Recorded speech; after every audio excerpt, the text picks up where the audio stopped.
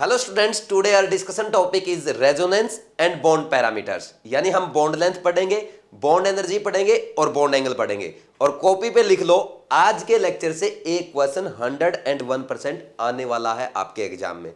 अच्छे से देखना है। सबसे खास बात यह है कि जो भी क्वेश्चंस मैं आपको कराऊंगा या जो क्वेश्चन एग्जाम के लिए बनते हैं वो सारे ही हम लेक्चर में कर लेंगे। इसके अलावा आपको कुछ करने की जरूरत नहीं पड़ेगी। तो अच्छे से लेक्चर को समझो और फिर उसको फॉलो करो। तो सबसे पहला अपना आता है रेजोनेंस। पहली हेडिंग डाल लो, रेजोनेंस एंड बॉन्ड ऑर्डर। अब देखो, रेजोनेंस जो है वो पूरा डिटेल में हम पढ़ेंगे ऑर्गेनिक में, लेकिन थोड़ा बहुत अपने को यहां पे आता है। जितना अपने को आता है उससे काम अपना चल जाएगा। ठीक, नहीं आता तब भी कोई बात नहीं है, मेरे पे भरोसा रखो क्योंकि मैं आपको समझा रहा हूं। ठीक, सबसे पहली बात देखो, रेजोनेंस में क्या होता है। पहले रेजोनेंस और बॉन्ड ऑर्डर का क्या रिलेशन है। तो बॉन्ड ऑर्डर वैसे हम पहले पढ़ चुके हैं, लेकिन रेजोनेटिंग स्ट्रक्चर से भी हम बॉन्ड ऑर्डर फाइंड आउट कर सकते हैं। फॉर्मूला लिखना है इसके लिए, नंबर ऑफ बॉन्ड्स, कितने बॉन्ड है total, divide by number of resonating structure. RS लिख दिया मैंने, इसका मतलब क्या है, नंबर ऑफ रेजोनेटिंग स्ट्रक्चर्स। जैसे अब हम करेंगे, मैं फर्स्ट क्वेश्चन कर रहा हूं। जैसे मान लीजिए अपने को ये दे दिया CO32- का बॉन्ड ऑर्डर बताओ, आपको ये दे दिया। तो इसका स्ट्रक्चर क्या बनता है, ये बनेगा कि नहीं बनेगा, ये बनेगा, सॉरी यहां पे ये बनेगा आपका प्लेनर मॉलिक्यूल। ठीक, अब देखो यहां पे हम क्या कर सकते हैं, ये जो आपका नेगेटिव चार्ज है ये यहां जा सकता है और ये बॉन्ड यहां चला जाएगा। फिर इसके बाद ये कैसा कैसा स्ट्रक्चर बनेगा, ये आपका अगर देखें तो ऐसा कुछ बनेगा, ये माइनस और यहां पे डबल बॉन्ड आ गया और ये O-। ठीक, दोनों एक जैसे ही। इसमें भी क्या है, -2 चार्ज है, एक डबल बॉन्ड है, 2 सिंगल बॉन्ड है। इसमें भी ऐसा ही है, बिल्कुल सिमेट्रिक है, सेम है। इक्विवेलेंट रेजोनेटिंग स्ट्रक्चर इनको कहेंगे। और इक्विवेलेंट रेजोनेटिंग स्ट्रक्चर जितने ज्यादा बनेंगे नॉर्मल रेजोनेटिंग स्ट्रक्चर से किसी मॉलिक्यूल के, उसकी स्टेबिलिटी उतनी ही ज्यादा होगी। ये बात लिखने की जरूरत नहीं है क्योंकि ये ऑर्गेनिक में अच्छे से सीखेंगे। लेकिन मैंने आपको यहाँ पे एक बार बोल दी, बस ऐसे ही है ना, मन कर रहा था बोल दी। तो इसके बाद देखो, अब जब हम आगे बढ़ेंगे क्या करेंगे, मान लीजिए ये चार्ज यहां चला जाए तो ये यहां चला जाएगा, ऐसे ही होगा ना। और ऐसा होगा तो कैसा स्ट्रक्चर बनेगा, देखो ये बनेगा आपका O के ऊपर माइनस और इस पे डबल बॉन्ड, एक बार तीनों पे डबल बॉन्ड मूव कर गया, ये बनता है। ठीक, ये 3 रेजोनेटिंग स्ट्रक्चर इसके बनेंगे। अब इसका इक्विवेलेंट रेजोनेटिंग स्ट्रक्चर अगर हम बनाना चाहें, मतलब सबका कॉमन, सबका एवरेज स्ट्रक्चर जो बनेगा उसको कहते हैं रेजोनेंस हाइब्रिड। क्या कहते हैं, रेजोनेंस हाइब्रिड। तो एक बार देखो, डबल बॉन्ड यहां आया था, यहां भी आया, यहां भी आया, यानी हम कहेंगे डबल बॉन्ड यहां भी मूव किया और डबल बॉन्ड यहां भी मूव किया और यहां भी मूव किया। देखो तीनों के साथ बना देंगे, यहां मूव किया एक बार यहां मूव किया। ठीक, इसका मतलब यह है कि डबल बॉन्ड मूव कर रहा है बार बार, इस पे भी जा सकता है, इस पे भी जा सकता है, इस पे भी जा सकता है, ऐसे। और ओवरऑल माइनस चार्ज कैसे लिखेंगे, ऐसे लिख सकते हो आप, -2 चार्ज। क्या लिख सकते हो, -2। ठीक, और इसको हम ये भी बोल सकते हैं, दिस इज रेजोनेंस हाइब्रिड। क्या बोल सकते हैं, रेजोनेंस हाइब्रिड। RH का मतलब क्या है, लिख लेना, RH मीन्स रेजोनेंस हाइब्रिड। और जो हम RS लिख रहे हैं, RS यहां पे लिख रहे हैं, RS का मतलब आपका क्या है, रेजोनेटिंग स्ट्रक्चर। ठीक, और BO आपको बताइए बॉन्ड ऑर्डर। तो ये साथ के साथ लिखना चाहते हो लिख सकते हो, रेजोनेटिंग स्ट्रक्चर। ठीक है, ये हो गया आपका रेजोनेटिंग स्ट्रक्चर, RS का मतलब। समझ आई बात। अच्छा, इसको ना हम और ऐसे भी बना सकते, देखो इसी स्ट्रक्चर को हम ऐसे ही बना सकते हैं। यहां पे ये बनेगा आपका, ये दिखा दिया पार्शियल डबल बॉन्ड। ठीक, और ये जो -2 चार्ज है वो तीनों मॉलिक्यूल पे मूव कर रहा है, तो -2/3 इस पे रहा होगा, -2/3 मतलब सब में इक्वल बटा है ना। -2 चार्ज सब पे इक्वल बटा, तीनों ऑक्सीजन एटम पे, तो -2/3 सबके पास आया होगा। अब बॉन्ड ऑर्डर आपको बताना है, फॉर्मूला लगाओ। बॉन्ड ऑर्डर कैसे बता दोगे इसका, bond order is equal to 4 structure बने टोटल, नहीं कितने बने हैं, 4 बॉन्ड है, 1 2 3 4, टोटल 4 बॉन्ड डिवाइड बाई कितने रेजोनेटिंग स्ट्रक्चर बने हैं, 3 बने हैं। ये देखो, दीज आर 3 रेजोनेटिंग स्ट्रक्चर। ठीक, 4/3 is equal to 1.33 bond order इसका आ जाएगा। ऐसे एग्जाम में पूछ लेता है। NCERT एग्जाम्पलर में भी एक एग्जाम्पल आपके दिया गया है, अभी मैं वो करवा देता हूं आपको। वो ये दिया गया है PO4-3। ठीक, ये NCERT एग्जाम्पलर का है, एग्जाम में पूछा जा सकता है। तो इसके स्ट्रक्चर जब आप बनाओगे, इसके कितने बनेंगे, इसके 4 बनेंगे। कैसे बनेंगे, वो ऐसे बनेंगे, देखना आप। ठीक, यहां पे एक तो ये बनेगा, ये यहां पे चार्ज मूव कर जाए, ये यहां मूव करेगा, तो ऐसे बनाते चलेंगे हम। यहां पे डबल बॉन्ड आ जाएगा। ठीक, और इसके अलावा फिर मान लीजिए ये चार्ज यहाँ मूव कर गया तो ये यहाँ मूव कर जाएगा, तो ये ऐसा बन सकता है एक डबल बॉन्ड और इसके ऊपर माइनस चार्ज। ठीक, फिर एक और रेजोनेटिंग स्ट्रक्चर कैसे बनाओगे, ये यहाँ जाएगा तो ये वापस यहाँ मूव कर जाएगा, क्योंकि फर्स्ट फोर्स के टोटल 5 बॉन्ड रहेंगे ना। ठीक, ये मूव क्यों कर रहा है, क्योंकि ऐसा थोड़ा है कि मतलब इसने भी पाई बॉन्ड बना लिया और इसने भी बना लिया, इस ऑक्सीजन ने भी, और फास्ट फोर्स 6 बॉन्ड बना रहा है। फास्ट फोर्स मैक्सिमम 5 ही बॉन्ड बना रहा है यहाँ पे, है ना। इस स्ट्रक्चर में कितने बॉन्ड बना रहा है, 5 बॉन्ड बनाएगा। ठीक, तो ओवरऑल आप बॉन्ड थोड़ा चेंज कर दोगे उसके नंबर ऑफ बॉन्ड। ठीक, तो यहाँ पे हम इसका जो रेजोनेटिंग हाइब्रिड बनाएंगे वो ऐसा कुछ बनाएंगे, ये ऐसे दिखाएंगे, यहाँ पे डॉटेड से दिखा दो कि जहां जहां डबल बॉन्ड मूव किया है उसको डॉट से दिखा देंगे ऐसे। ठीक, ये आपका रेजोनेटिंग हाइब्रिड है। इसके ऊपर -3 चार्ज, या ऐसे लिख दो -3/4 -3/4 -3/4 -3/4। ठीक, बॉन्ड ऑर्डर की बात करो, बॉन्ड टोटल बॉन्ड कितने दिख रहे हैं भाई, 5 बॉन्ड दिख रहे हैं, 2 3 4 5। ठीक, 5 डिवाइड बाई कितने रेजोनेटिंग स्ट्रक्चर बन रहे हैं, ये आपके रेजोनेटिंग स्ट्रक्चर 4 रेजोनेटिंग स्ट्रक्चर बन रहे हैं। ठीक, तो divide by 4 is equal to कितना आ गया, 1.25। ये एग्जाम्पल था आपका। इस पे 2 एग्जाम्पल और कर लेते हैं, एक बार ये नोट कर लो जल्दी, फिर आगे बढ़ते हैं।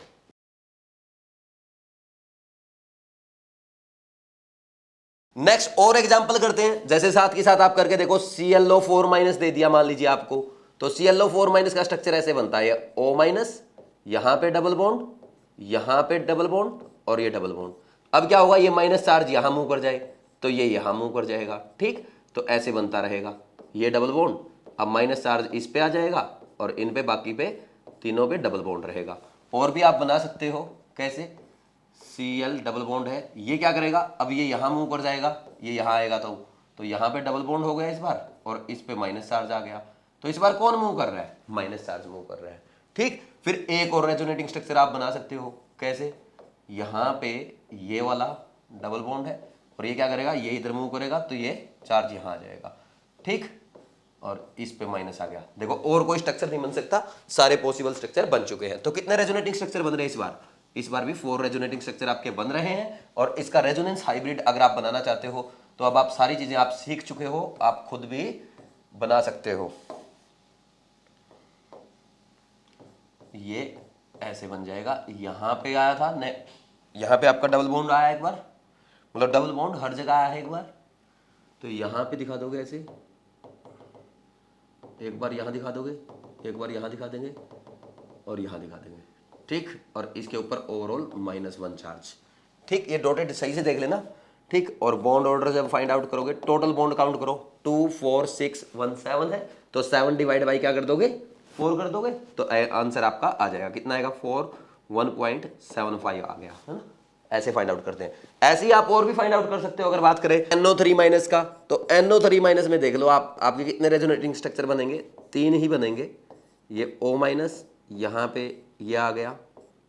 ठीक, एक काम कर दो, एक बार माइनस चार्ज को इस पे बना दो और दूसरे केस में एक काम कर देना, एक बार माइनस चार्ज को इस पे बना दो। तो अब ये जो ऑक्सीजन बचे हुए हैं आपके दोनों, इन पे एक काम करना, एक बार कोऑर्डिनेट बॉन्ड को मूव करा दो, एक बार डबल बॉन्ड को मूव करा दो।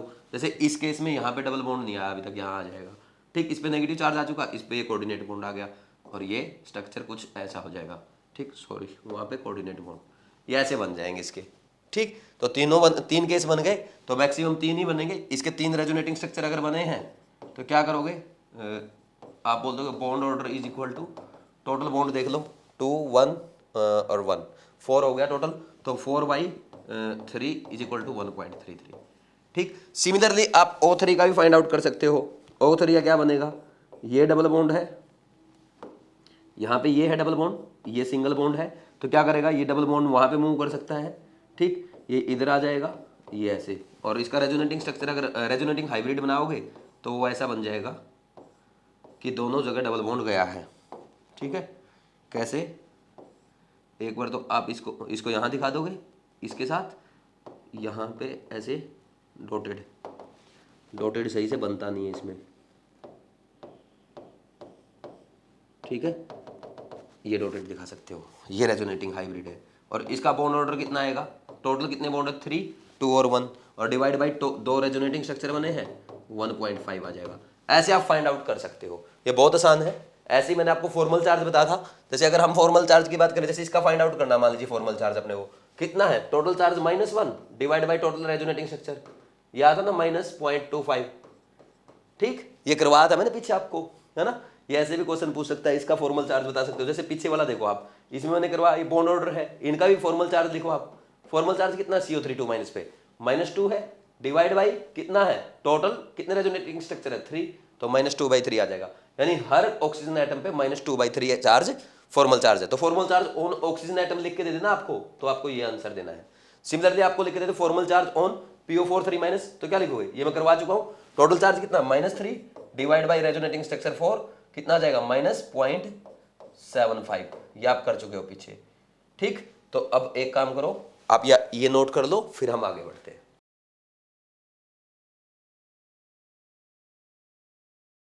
नेक्स्ट लिखो very important bond parameters, heading डाल लो, मेन हेडिंग है बॉन्ड पैरामीटर्स, और साथ की साथ लिख लो, जैसा मैंने पहले ही आपको बता दिया कि आज के लेक्चर से क्वेश्चन आना तय है। तो बॉन्ड पैरामीटर में सबसे पहला कौन सा पैरामीटर पढ़ेंगे, बॉन्ड लेंथ। हम रेजोनेंस पढ़ चुके हैं, बॉन्ड ऑर्डर पढ़ लिया, रेजोनेटिंग स्ट्रक्चर का। अब हम बॉन्ड लेंथ पढ़ेंगे, बॉन्ड एनर्जी पढ़ेंगे और बॉन्ड ऑर्डर पढ़ेंगे। यहां से एक क्वेश्चन हर बार एग्जाम में आता है और आएगा वही जो मैं आपको पढ़ाऊंगा, तो सीखो साथ के साथ। तो बॉन्ड लेंथ क्या होता है, सबसे पहला बॉन्ड लेंथ देखो, मान लीजिए दो कोवलेंट बॉन्डेड एटम है, ये ऐसे ओवरलैपिंग से बनते हैं, ये कोवलेंट बॉन्डेड एटम है। ठीक, तो इनके बीच में जो इंटरन्यूक्लियर डिस्टेंस होगा, this distance is called bond length. क्या है ये, बॉन्ड लेंथ। समझ आ गई बात, लिखना चाहो तो लिख सकते हो, it is the internuclear distance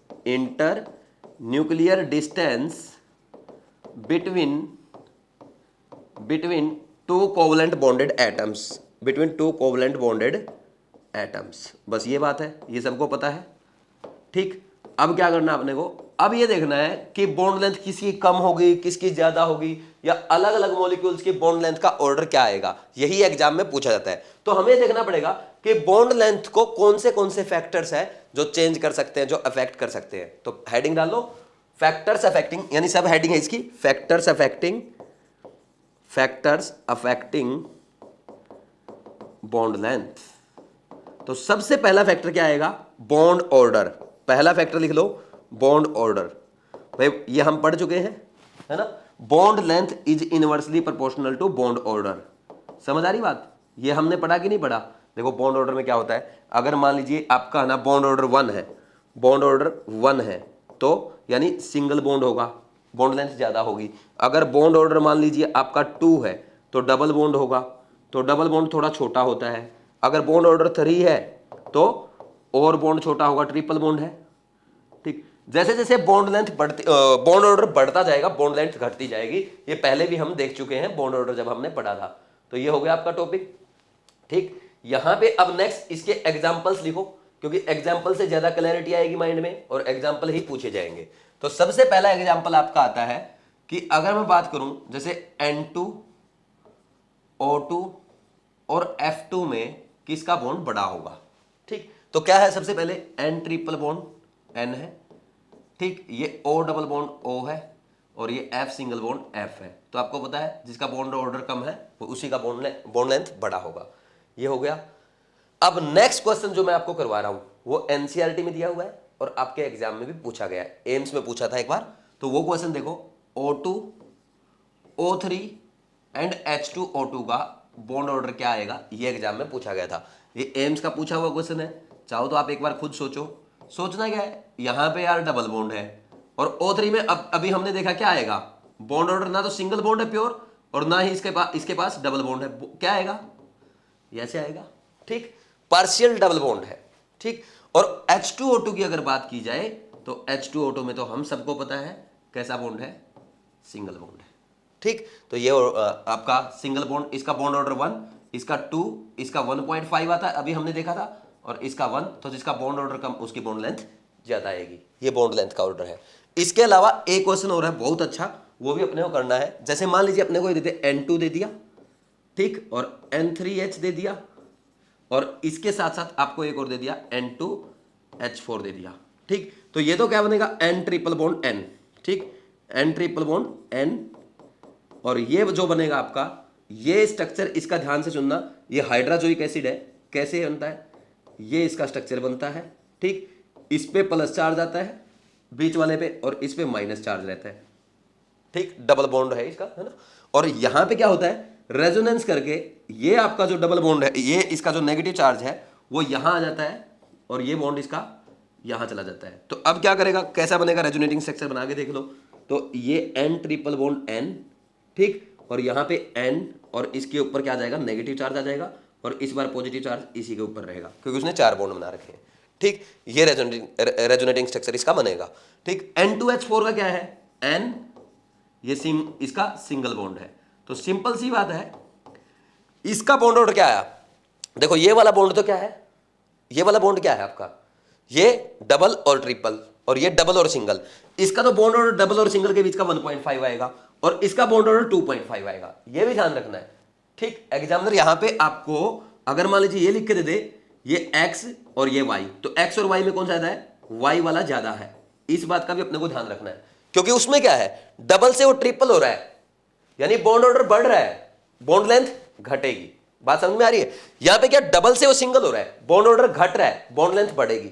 बात समझ में आ रही है, तो ये ध्यान रखना है। तो अब इन तीनों की अगर बात करें तो इसमें तो क्या है, डबल बॉन्ड करेक्टर है ही है ना। ये प्योर सिंगल बॉन्ड है, ये प्योर सिंगल बॉन्ड है तो बड़ा ही होगा।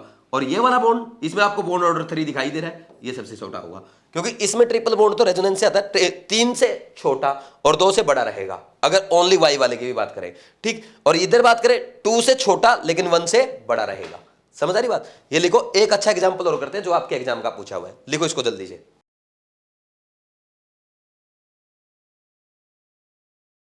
नेक्स्ट देखो, बहुत अच्छा क्वेश्चन है, लिखो आप साथ के साथ ट्राई करना। CO है, CO2 है, और CO3 -2 है। ठीक, ये वाला आपका इसका आपको बॉन्ड लेंथ का ऑर्डर बताना है। देखो सबसे पहले अगर CO का स्ट्रक्चर हम बनाते हैं तो CO का स्ट्रक्चर आपका ये आएगा। ठीक, ये होता है, यहां पे ऑक्सीजन क्या करता है, कोऑर्डिनेट बॉन्ड बनाता है। देखो कार्बन के पास कितने इलेक्ट्रॉन टोटल, आप एक बार ये देखो, कार्बन के पास 4 इलेक्ट्रॉन होंगे ऐसे। ठीक, 4 इलेक्ट्रॉन, समझ आ रही बात। और यहां पे ऑक्सीजन के पास 6 इलेक्ट्रॉन होते हैं। ठीक, तो अब क्या होगा, यहां पे देखो पहले इन्होंने डबल बॉन्ड बनाया, समझ आई कि नहीं आई बात। ठीक, अब डबल बॉन्ड बनाने के बाद यहां पे ऑक्सीजन के जो लोन पेयर हैं वो कहां जाएंगे, ये अपने दोनों लोन पेयर को यहां से हटा के कोऑर्डिनेट बॉन्ड में डाल देता है। तो कोऑर्डिनेट बॉन्ड में आ गए।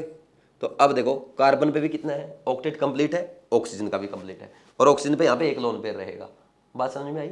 ऐसे करते हैं, तो यहां पे ये स्ट्रक्चर बनता है। इसका बॉन्ड ऑर्डर अगर बात करोगे 3 आएगा, समझ आ रही बात। और CO2 में मुझे बताने की जरूरत है नहीं आपको, ये CO2 का बनता है, और CO2 भी रेजोनेंस करता है। CO2 रेजोनेंस ऐसे करता है। ठीक, ये ऑक्सीजन अपने लोन पेयर यहां डाल देता है, कई बार जैसे ये ऐसे डाल देगा, इन ऑक्सीजन के लोन पेयर को यहां डाल देगा, और ये बॉन्ड यहां चला जाएगा। ठीक, तो इससे ऑक्सीजन पे प्लस चार्ज आ जाएगा। ठीक, और यहां पे कार्बन विद वैलेंसी पूरी रहेगी, और इस पे माइनस चार्ज आ जाता है। ठीक है, ये ऐसे ही बन जाता है कई बार। ठीक, ये भी रेजोनेंस करता है, समझ आ रही है। इसको थोड़ा मैं साइड कर देता हूं ताकि इसमें अपने को परेशानी ना हो देखने में। ये देखो, ठीक है, ये हो गया। अब नेक्स्ट स्ट्रक्चर जो है वो मुझे आपको बताने की जरूरत नहीं है, वो आप कर चुके हो ऑलरेडी, कि क्या बनेगा, C डबल बॉन्ड O है। यानी इसको मैं बता देता हूं सीधा, रेजोनेटिंग हाइब्रिड हम यहां पे बना लेंगे, और रेजोनेटिंग हाइब्रिड जब बनेगा तो ये मान लो ऐसा आएगा इसका ना, पार्शियल डबल बॉन्ड करेक्टर आ जाएगा। ठीक, तो यहां पे इसका बॉन्ड ऑर्डर 2 आया, प्योर 2 है प्रोक्स, और इसका क्या बोलेंगे, इसे 2 से ज्यादा भी बोल सकते हैं, जैसे इसका ना ये वाले बॉन्ड का 2 से ज्यादा हो गया, लेकिन इसमें प्योर 2 बोलते हैं हम CO2 का, क्योंकि C डबल बॉन्ड O में ही रहता है ये। ठीक, लेकिन हमने रेजोनेंस कर सकता है नहीं कर सकता, उसकी बात करें, रेजोनेंस कर सकता है। तो CO3 2 माइनस में बोलो जल्दी से, इसका क्या आएगा, अभी हमने किया था कितना, टोटल बॉन्ड 4 डिवाइड बाई 3, तो सबसे ज्यादा इसका आ गया। ये आपके एग्जाम का पूछा हुआ क्वेश्चन है। ठीक, अब मेरी बात सुनो, यहां पे ना इसको मैं थोड़ा सा और एक्सटेंड कर रहा हूं क्वेश्चन को। यहां पे मान लीजिए इसको भी अगर ले लेता है CH3OH को, तो इसमें CO बॉन्ड ऑर्डर पूछता आपसे, CO बॉन्ड लेंथ पूछ रहा है, तो CO बॉन्ड लेंथ इसमें अगर बात करें तो इसमें प्योर सिंगल बॉन्ड है, तो इसका बॉन्ड ऑर्डर 1 आएगा, इसकी सबसे ज्यादा हो जाएगी। ये कॉन्सेप्ट आपका समझ आई बात, ऐसे करना आपको। ठीक, ये था अच्छा क्वेश्चन। नेक्स्ट इसके बाद अगर हम बात करेंगे, और भी क्वेश्चन अपने को देखने हैं, जैसे इसके बाद सेकंड फैक्टर डिस्कस करते हैं। लिखो सेकंड फैक्टर है आपका साइज। तो जितना साइज बढ़ेगा बॉन्ड लेंथ उतनी बढ़ेगी। Bond length is directly proportional to size. ठीक, कैसे? जैसे मान लीजिए हम बात करें F2 की, Cl2 की, Br2 की और I2 की। ठीक, यहां पे ये क्या है, दोनों बड़े बड़े हैं, बड़े बड़े ओवरलैप कर रहे हैं, बड़े बड़े एटम, ये छोटे छोटे एटम है, तो ऑब्वियस सी बात है सबसे बड़ा ये होगा, इसमें कोई डाउट होना ही नहीं चाहिए, क्योंकि इनके बीच का ये डिस्टेंस देखेंगे ना, इंटरन्यूक्लियर डिस्टेंस, ये डिस्टेंस ये इतना बड़ा है और इनका डिस्टेंस देखना कितना छोटा सा है।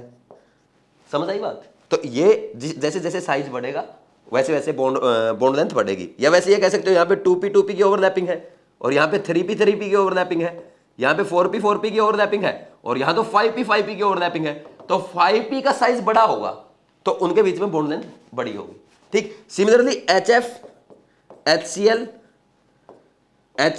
सीधा बना के दिखा देता हूं, थोड़े बड़े बड़े बना लेते हैं कि इसका बड़ा होगा, इसका और बड़ा होगा और सबसे बड़ा इसका होगा। समझ आई बात? तो यहां पे इसका ऑर्डर ये आ जाएगा। कोई डाउट है क्या? ठीक, क्योंकि यहां पे हाइड्रोजन तो सिंगल है, हाइड्रोजन एटम तो है, चेंज कौन हो रहे हैं? हैलोजेंस। तो हाइड्रोजन से फर्क नहीं पड़ेगा भाई, हाइड्रोजन तो छोटा सा है, चेंज कौन हुआ आपका? सॉरी, यहां पे हाइड्रोजन छोटा सा है और छोटा सा फ्लोरीन, लेकिन यहां पे हाइड्रोजन छोटा सा और ये बड़ा। अब देख लो डिस्टेंस आप इसके बीच में। ठीक, ये हाइड्रोजन, ये फ्लोरीन, इनका डिस्टेंस इतना सा है और इसका डिस्टेंस आप देखेंगे जब, इसका डिस्टेंस इतना है। समझ आई कि नहीं आई? यानी इसका तो 1s ऑर्बिटल, इसका 1s और 2p, और उसका कौन कर रहा है? 1s और 5p। समझ आ रही कि नहीं आ रही बात? तो ऐसे हम करते हैं। तो ये क्वेश्चंस आपको करने, और भी इसमें अगर हम चाहे तो कर सकते हैं। जैसे मान लीजिए मेरे को ये दे दिया भाई, CF बॉन्ड लेंथ दे दी, CBr बॉन्ड लेंथ दे दी और CCl बॉन्ड लेंथ दे दी और CI बॉन्ड लेंथ दे दी। बताओ भाई सबसे ज्यादा किसकी होगी? सबसे ज्यादा इसकी होगी कार्बन से और आयोडीन की, क्योंकि यहां पे कार्बन 2p ओवरलैपिंग, यहाँ पे सॉरी Br मैंने पहले लिख दिया, ये ठीक कर लेना, यहाँ Br नहीं आएगा, Cl आएगा। यहाँ पे तो ठीक लिखा ना, HF HCl HBr, ठीक है, Cl और यहाँ Br आएगा। ठीक है, ये ऑर्डर आएगा। यहाँ पे 2p, कार्बन का 2p और इसकी 3p के साथ ओवरलैप करता है, इसका 2p इसका 4p ओवरलैप करता है, इसका 2p इसका 5p ओवरलैप करता है। कैसे पता चलता है मुझे? कॉन्फ़िगरेशन लिख लिख के देखना आप इनके, इलेक्ट्रॉनिक कॉन्फ़िगरेशन, फिर वीबीटी से सोचना कैसे ओवरलैपिंग हो रही है। बात समझ में आ रही है? तो इसको ऐसे फॉलो अपने को करना है।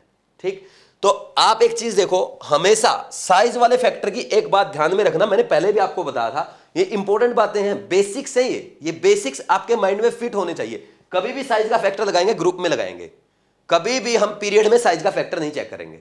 मतलब हमेशा आपको ग्रुप में साइज का और पीरियड में इलेक्ट्रोनेगेटिविटी का फैक्टर लगाना है। ठीक, इसको फॉलो करना है। ये रूल अगर आपके माइंड में, आपकी कभी भी मिस्टेक नहीं होगी। ठीक, जैसे नेक्स्ट फैक्टर करते हैं, इसमें थर्ड फैक्टर आ जाएगा आपका। थर्ड फैक्टर क्या होगा? देखो, थर्ड फैक्टर इलेक्ट्रोनेगेटिविटी, या ऐसे लिख लो डेल्टा EN, इलेक्ट्रोनेगेटिविटी डिफरेंस। तो डेल्टा EN में क्या होता है, जैसे जैसे इलेक्ट्रोनेगेटिविटी डिफरेंस बढ़ेगा बॉन्ड लेंथ घटेगी, है ना? तो bond length is inversely proportional to delta EN। Reason अभी समझ में आ जाएगा कैसे होता है भाई। जैसे मान लीजिए CF की बात करें, हम एक काम करते हैं, क्या करते हैं, यहां पे एक तो लेते हैं CC बॉन्ड लेंथ, ठीक, और एक लेते हैं हम CN bond length, single bond की बात हो रही है। एक करते हैं CO बॉन्ड लेंथ और एक करते हैं F सॉरी। अच्छा, एक बात ध्यान रखना, यहां पे फैक्टर जो हम लगा रहे हैं ना, ये हमेशा तब लगाना if bond order is same, यानी कि बॉन्ड ऑर्डर भी 1 2 3 अलग अलग है और फिर भी लगाए जा रहे हो। यहां भी ध्यान रखना if bond order is same. ठीक, ये ध्यान रखना, नोट डाल देना साथ में, तब ये फैक्टर लगेंगे अपने। बॉन्ड ऑर्डर सेम है तब लगाएंगे।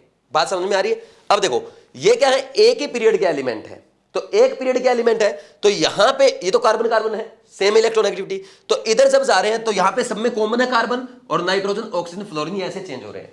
तो जैसे जैसे हम लेफ्ट टू राइट जा रहे हैं, इलेक्ट्रोनेगेटिविटी किसकी? दूसरे एटम की बढ़ रही है। तो इलेक्ट्रोनेगेटिविटी डिफरेंस ज्यादा हुआ, क्योंकि कार्बन की तो हर जगह क्या है 2.1 2.1 है ना, ये 2.1, इसकी 3.0, ये क्या है 2.1 और ये 3.5, ये 2.1 4.0। तो सबसे ज्यादा डिफरेंस यहां पे आया है, तो सबसे ज्यादा डिफरेंस यहां पे आया, तो बॉन्ड लेंथ उसकी सबसे छोटी होगी। क्यों हुआ ऐसा? क्योंकि क्या होगा, जो फ्लोरीन है ना, तो ये जो शेयरिंग के इलेक्ट्रॉन इनके हैं, जो बॉन्ड में जो शेयर्ड इलेक्ट्रॉन है, उनको अपनी तरफ अट्रैक्ट करेगा, और अपनी तरफ अट्रैक्ट करेगा तो कार्बन भी पास चला आएगा, तो कार्बन का न्यूक्लियस जैसे ही पास आएगा बॉन्ड लेंथ छोटी हो जाएगी। ये फ्लोरीन है, क्या कर रहा है, ये बॉन्ड के इलेक्ट्रॉन्स को ऐसे अट्रैक्ट कर रहा है, अपनी तरफ खींच रहा है, क्योंकि ज्यादा इलेक्ट्रोनेगेटिव है। जैसे ये बॉन्ड के इलेक्ट्रॉन को खींचेगा, यानी उसके ऑर्बिटल को अपनी तरफ खींच रहा है, ऑर्बिटल को खींच रहा, तो ये कार्बन भी, एटम भी पास आ जाएगा, तो इसका न्यूक्लियस पास आ जाएगा, इनमें बॉन्ड लेंथ घट जाएगी। ये कॉन्सेप्ट होता है, ऐसे करते हैं। ठीक, समझ आ रही है बात। अगर मान लीजिए आपको यहां पे CH बॉन्ड लेंथ भी दे दे, कार्बन हाइड्रोजन भी देता इसी क्वेश्चन में, मान लीजिए, तो कार्बन हाइड्रोजन देता, तो आप क्या करते, तो बच्चे सोचते कार्बन हाइड्रोजन में तो इलेक्ट्रोनेगेटिविटी डिफरेंस से करेंगे, लेकिन कार्बन हाइड्रोजन की बात की जाएगी तो कार्बन फर्स्ट पीरियड का एलिमेंट है और हमारे ये जो है ये सेकंड पीरियड का एलिमेंट है।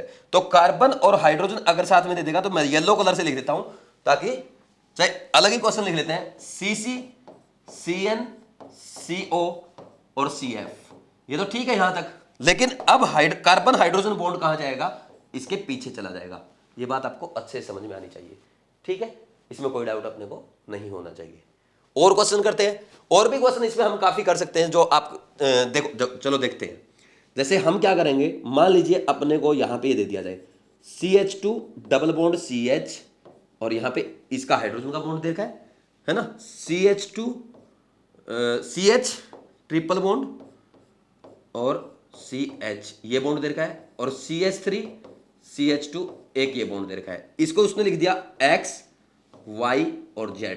बताओ भाई X Y Z में बॉन्ड लेंथ, ये बॉन्ड लेंथ रखिए, कौन सा बड़ा हुआ, X Y Z का ऑर्डर बताओ। तो हम लोग इसमें क्या करेंगे, जब हम देखें, देखो ये कार्बन sp2 है और इसका तो 1s है हर जगह, ये कार्बन sp है, इसके 1s के साथ ओवरलैप करेगा, ये sp3 है। तो हमें पता है इलेक्ट्रोनेगेटिविटी की जब बात करते हैं, directly proportional to percentage s character होता है, ये अच्छे से हम पढ़ चुके हैं, समझ आ रही बात। तो sp2 और sp3 में ये इसकी इलेक्ट्रोनेगेटिविटी सबसे ज्यादा होती है, सॉरी sp की इलेक्ट्रोनेगेटिविटी सबसे ज्यादा होती है, क्योंकि परसेंटेज एस कैरेक्टर की अगर बात की जाए वो इसमें 50% होता है, और इसमें कितना आएगा, इसमें कितना आएगा आपका sp2 में, ये हमने देखा था 33.33% आया था, और ये आपका कितना आएगा, ये आएगा आपका 25%।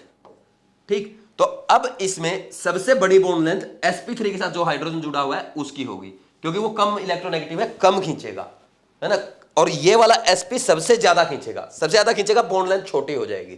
ठीक, तो सबसे ज्यादा किसकी होगी, Z की होगी, Z की, फिर X की, और सबसे कम Y की, ये ऑर्डर आ जाएगा। ठीक, ऑर्गेनिक में बहुत काम आएगा ये। ठीक, यहां पे यही क्वेश्चन नहीं, आपको ये भी तो दे सकता है, जैसे ये दे दिया, मान लीजिए CH triple bond CH3 CH3 CH2 और CH3। ठीक, और यहां पे दे दिया CH2 डबल बॉन्ड CH3। देखो हर जगह ये कार्बन sp3 है, और ये दे दिया, ऐसे दे दिया अल्फा बीटा और गामा। बताओ ये बॉन्ड लेंथ के ऑर्डर है, बताओ क्या आएगा, ये sp, ये sp3 और ये भी sp3, ये sp2 और ये sp3। ठीक, ये दे रखा अपने को, मान लीजिए। ठीक, अब हम क्या करेंगे भाई, सब जगह एक कार्बन तो कॉमन है sp3, दूसरे कार्बन से फर्क पड़ेगा, जो sp होगा उसकी बॉन्ड लेंथ सबसे कम होगी, अल्फा सबसे छोटा होगा। ठीक, फिर इनमें बीटा और गामा में गामा इससे बड़ा और बीटा सबसे बड़ा, क्योंकि sp3 है। ठीक, ये ऐसे बॉन्ड लेंथ अपने को चेक करनी होती है, ये क्वेश्चन आपके ऑर्गेनिक में भी काम आएंगे। तो और अब देखो ये चीजें जो सिखा रहा हूं, जैसे ये मैंने आपको सिखाया, कहां गया वो CF वाला, ये जो बॉन्ड लेंथ में, ये बॉन्ड ऑर्डर मैंने आपको सिखाया, बॉन्ड लेंथ बढ़ी, बॉन्ड एनर्जी घटेगी, आगे भी बताऊंगा। फिर वहां पे बॉन्ड एनर्जी घट जाती है, तो कार्बन आयोडीन का जो बॉन्ड होता है वो सबसे वीक बॉन्ड होता है, जल्दी टूटेगा, तो जल्दी से NSR रिएक्शन देंगे, न्यूक्लियोफिलिक सब्स्टिट्यूशन रिएक्शन। इसीलिए पीरियोडिक टेबल और केमिकल बॉन्डिंग ऑर्गेनिक पढ़ाने से पहले पढ़ा रहा हूं, जो पहले 4 बेसिक चैप्टर में पढ़ाता हूं, कोई बच्चा वो ढंग से सुन लेना, मेरा mole concept, atomic structure, periodic table, chemical bonding, ये 4 चैप्टर मेरे अच्छे से सीख लो, आप आधी केमिस्ट्री वैसे ही सीख जाओगे।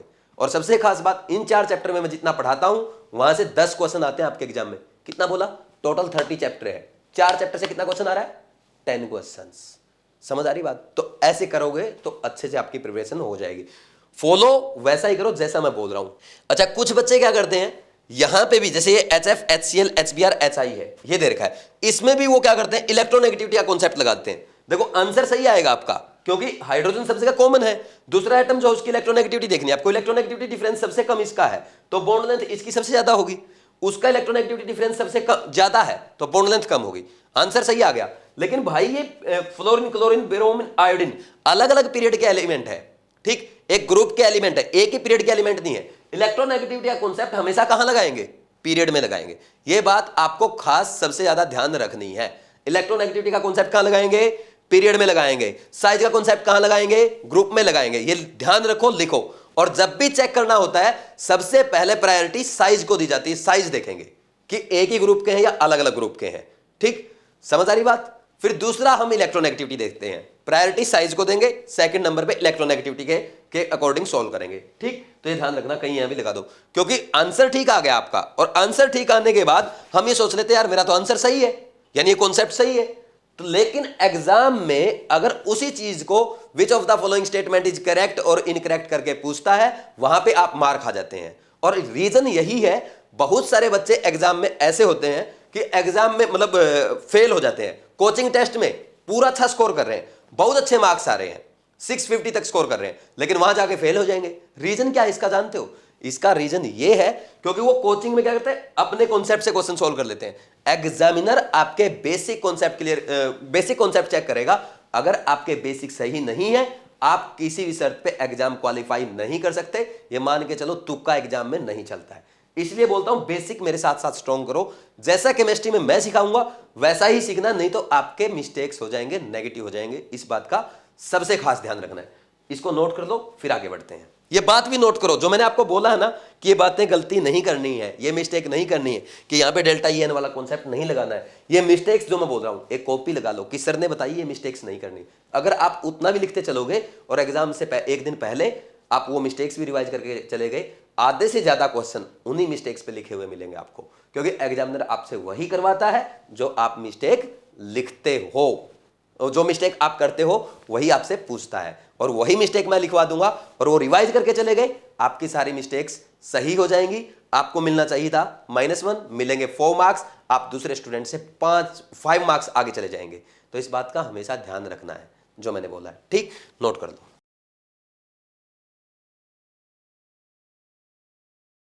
नेक्स्ट लिखो, very important topic, bond energy, क्योंकि इस टॉपिक से हर एग्जाम में एक क्वेश्चन पूछा गया है, बार बार पूछा गया है, आगे भी पूछा जा सकता है, इस बार भी पूछा जा सकता है। लिखो बॉन्ड एनर्जी, क्या है वो क्वेश्चन अभी हम डिस्कस करेंगे और उसको आसानी से याद कर लेंगे। बॉन्ड एनर्जी को मैं बीई लिखता हूं, क्या लिखता हूं? बीई, बॉन्ड एनर्जी, या मैं इसको बॉन्ड डिसोसिएशन एनर्जी भी बोलते हैं, है ना, और बॉन्ड डिसोसिएशन एनर्जी भी इसको हम बोल देते हैं। ठीक, ऐसा क्यों? देखो दोनों की वैल्यू सेम होगी। होता क्या है, जैसे मान लीजिए ए और बी के बीच में कोई बॉन्ड बनता है। बॉन्ड क्या है? बॉन्ड डंडा नहीं है, bond is a force of attraction between 2 atoms. समझ आ रही बात? Due to force of attraction क्या होगा? एनर्जी रिलीज होगी, और एनर्जी रिलीज होगी तो एनर्जी कम होती है सिस्टम की, और स्टेबिलिटी बढ़ती है। ये बात समझ में आई कि नहीं आई? ये पहले भी हम देख चुके हैं। तो क्या है, मान लीजिए बॉन्ड जब बनता है तो जो एनर्जी रिलीज होगी उसको कहेंगे बॉन्ड एनर्जी, और मान लीजिए इस बॉन्ड को तोड़ना पड़े, इस बॉन्ड को तोड़ने के लिए जो एनर्जी चाहिए होगी that is called bond dissociation energy. तो ये एनर्जी हमेशा रिलीज होती है, दिस इज नेगेटिव, और ये एनर्जी अपने को देनी पड़ती है। तो सिस्टम को एनर्जी देनी पड़ती है तो पॉजिटिव। ये कैसी प्रोसेस? एक्सोथर्मिक बोलेंगे, और इसको क्या बोलेंगे? एंडोथर्मिक बोलेंगे। समझ आ रही कि नहीं आ रही बात? लेकिन एक बात है, दोनों का जो हमारा मोड होगा, यानी वैल्यू होगी, मैग्नीट्यूड जो होगा वो सेम रहेगा। क्यों? क्योंकि देखो जितनी एनर्जी रिलीज हुई है बॉन्ड को बनाने में, उतनी तो उसको तोड़ने में देनी पड़ेगी। मान लीजिए एक बॉन्ड बना, उस बॉन्ड के बनने में 40 किलो कैलोरी एनर्जी रिलीज हुई, तो क्या मैं उसको 20 किलो कैलोरी एनर्जी देकर बॉन्ड तोड़ सकता हूं? नहीं तोड़ सकता। कितनी देनी पड़ेगी? 40 ही देनी पड़ेगी। तो बॉन्ड एनर्जी या बॉन्ड डिसोसिएशन एनर्जी एक ही बात है। जब भी क्वेश्चन में आपको या तो बॉन्ड एनर्जी का ऑर्डर पूछे या बॉन्ड डिसोसिएशन एनर्जी का पूछे, तो आप क्या लिखोगे? हमेशा दोनों के सेम ही मानेंगे। समझ आ रही बात? तो देखो एक बार लिख भी लो, डेफिनेशन लिख लो। Bond energy, it is the amount of energy released,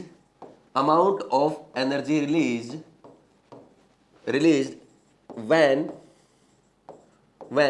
1 mole covalent bond is formed between 2 atoms। समझ आ रही बात? ये बॉन्ड एनर्जी है।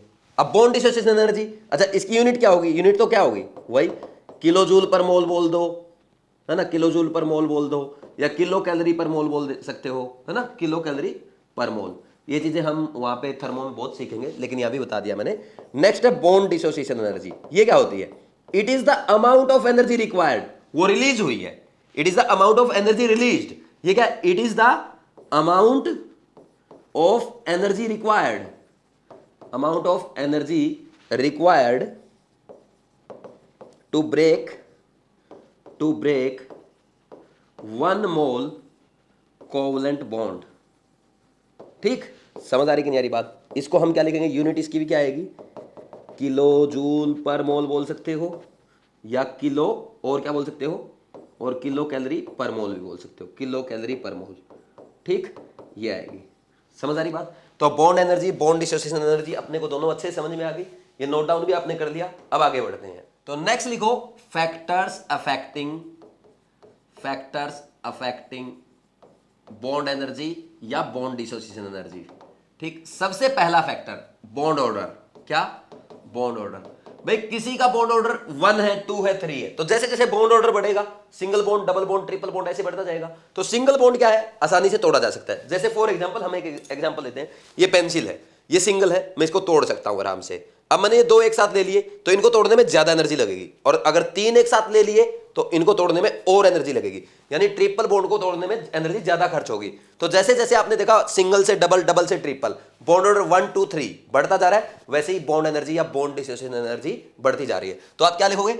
Bond energy is directly proportional to, यहां पे हम लिख देंगे bond energy is directly proportional to bond order. ये बात समझ में आई कि नहीं आई? एग्जाम्पल करने अपने को, सिंपल सा एग्जाम्पल कर लो। सबसे पहला N2 O2 और F2, तो आपको पता है इसमें N ट्रिपल बॉन्ड N है, इसमें O डबल बॉन्ड O है, और इसमें F double bond F single bond F है। तो ये बॉन्ड ऑर्डर है, तो जिसका बॉन्ड ऑर्डर कम होगा उसकी एनर्जी कम होगी। ठीक, इसके बाद अगर हम बात करते हैं नेक्स्ट, जैसे C ट्रिपल बॉन्ड C आ जाए, ऐसे आ जाए, C डबल बॉन्ड C आ जाए, या C सिंगल बॉन्ड C आ जाए, तो इसमें भी ऑर्डर ये आ जाएगा। ये अच्छे से समझ में आ जाना चाहिए। ठीक, फिर नेक्स्ट देखो, इसके बाद सेकंड फैक्टर कौन सा आएगा? सेकंड फैक्टर भी इंपॉर्टेंट है, साइज। तो अब देखो जितना साइज बढ़ेगा, साइज बढ़ने से क्या होता है? बॉन्ड लेंथ बढ़ती है, और बॉन्ड लेंथ जितने ज्यादा लंबा होगा ना, उसको तोड़ना उतना आसान होगा। ठीक, bond length, bond energy is inversely proportional to bond length. तो हम क्या बोलेंगे? लेकिन साइज की वो डायरेक्टली प्रोपोर्शनल होती है, तो bond energy is inversely proportional to size आप बोल देंगे। समझ आ रही बात? ठीक, तो यहां पे अगर बात की जाए, जैसे HF है, HCl है, HBr है और HI है, तो जैसे जैसे हम इसकी बात करेंगे, जैसे जैसे आपका ये बढ़ता जा रहा है, जैसे जैसे साइज बढ़ रहा है, तो क्या बोलेंगे? बॉन्ड लेंथ बढ़ रही है और बॉन्ड एनर्जी घट रही है। क्या बोलोगे? बॉन्ड एनर्जी घट रही है। ठीक, तो ये दोनों छोटे छोटे हैं। ठीक, ये दोनों छोटे छोटे ओवरलैप कर रहे हैं, ये छोटा और ये बड़ा है, तो क्या हो जाएगा? उसकी बॉन्ड एनर्जी कम रहेगी। ये बात समझ में आई? ऐसे ही ये CF बॉन्ड, ये CCl बॉन्ड, ये CBr बॉन्ड, ये CI बॉन्ड, कार्बन सब में कॉमन है, लेकिन हैलोजन का साइज बढ़ रहा है। तो हैलोजन का साइज जैसे जैसे बढ़ता जाएगा, उसकी बॉन्ड एनर्जी घटती जाएगी। ये ऑर्डर आएगा कि नहीं आएगा? ठीक, और यही कॉन्सेप्ट अपने काम आएगा ऑर्गेनिक केमिस्ट्री में। कैसे काम आएगा? ऑर्गेनिक केमिस्ट्री में जब हम ये पढ़ेंगे, तो वहां पे हम बोलेंगे जो हैलोजन है, ये जो एल्काइल हैलाइड्स है, यानी एल्काइल ग्रुप क्या हुआ? कार्बन वाला ग्रुप, और हैलाइड उसके हैलोइड लगा, फ्लोरीन लगाओ, क्लोरीन लगाओ, ब्रोमीन लगाओ, आयोडीन लगाओ। तो उसमें जब हम रिएक्टिविटी की बात करते हैं, तो एल्काइल हैलाइड की रिएक्टिविटी हम किस में देखते हैं? NSR में, न्यूक्लियोफिलिक सब्स्टिट्यूशन रिएक्शंस में। तो उसमें जब हम देखेंगे, वहां पे क्या होता है भाई? जितना जल्दी बॉन्ड टूटेगा उतनी ज्यादा रिएक्टिविटी होगी। तो अलग अलग हैलाइड दे दिया अपने को, मिथाइल फ्लोराइड दे दिया, मिथाइल क्लोराइड दे दिया, मिथाइल ब्रोमाइड दे दिया, मिथाइल आयोडाइड दे दिया, और बोल दिया SN2 का रेट क्या है। तो SN2 क्या है, SN1 क्या है, ये आगे मैं आपको ऑर्गेनिक में सिखाऊंगा, अभी नहीं, बस सुनो अब तो। ठीक, तो SN2 का रेट पूछ लिया, तो हमें सिंपल सा पता है एल्काइल ग्रुप सब में कॉमन है, तो किस पे डिपेंड करेगा? हैलाइड ग्रुप पे डिपेंड करेगा। तो हैलाइड जिसका जल्दी टूट के बाहर निकलेगा, उसकी रिएक्टिविटी उतनी फास्ट होगी।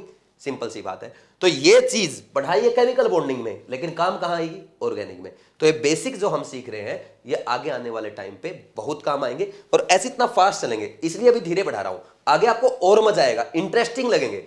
आपने जो कोर्स लिया है, इसमें और मजा आने वाला आपको आगे धीरे धीरे। ठीक, समझ आ रही बात? बस आप खेल देखते चलो, है ना? जो बातें बोली है फॉलो करते चलो, लेक्चर देखो, नोट्स बनाओ, NCERT पढ़ो, क्वेश्चन प्रैक्टिस करो, टेस्ट करो, बस इतना करो और कुछ नहीं करना। ठीक, साइज के बाद हम किस पे आ जाते हैं, इसके बाद डेल्टा ई एन। तो मैंने पहले ही बोला आपको, पहले साइज चेक करेंगे, साइज के बाद हम किस पे जाएंगे, किस पे जाएंगे, डेल्टा ई एन पे, इलेक्ट्रोनेगेटिविटी डिफरेंस पे। और हमेशा एक बात ध्यान रखना यहाँ पे, if bond order is same, ये जरूर ध्यान रखना, ये नहीं कि बॉन्ड ऑर्डर अलग है फिर भी साइज वाला फैक्टर लगाए जा रहे हो। If bond order is same, if bond order is same, तो फिर ये कॉन्सेप्ट लगाना, ये नहीं कुछ भी लगाए जा रहे हो। फिर इसका क्या आएगा, bond energy is directly proportional to delta E N. होता क्या है पता है, as delta E N increase, electronegativity difference increase, तो बॉन्ड पोलैरिटी क्या हो जाती है, बॉन्ड पोलैरिटी बढ़ेगी, और बॉन्ड जितना ज्यादा पोलर होगा उसकी बॉन्ड एनर्जी उतनी ही ज्यादा होगी।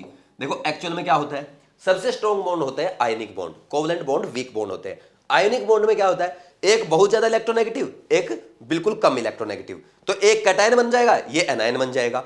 तो जब ये कैटायन एनायन बनते हैं तो इनमें आपस में फोर्स ऑफ अट्रैक्शन बहुत ज्यादा होता है, तो इनके बॉन्ड एनर्जी बहुत ज्यादा होती है आयनिक बॉन्ड की।